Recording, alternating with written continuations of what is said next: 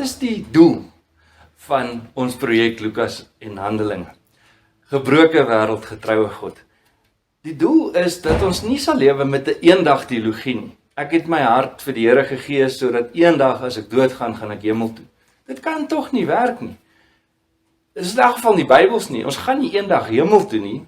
Hemel en aarde word nuut. Ons kry 'n nuwe hemel en 'n nuwe aarde.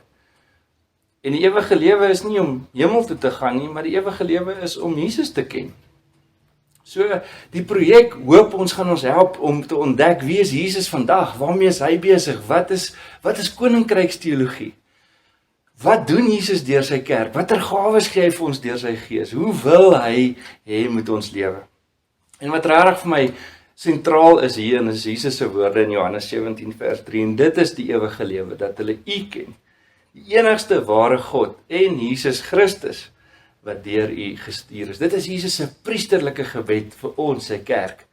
En hierin sê hy vir ons dat die ewige lewe is nie iets wat eendag begin as ons hemel toe gaan nie. Die ewige lewe begin wanneer ons Jesus begin volg.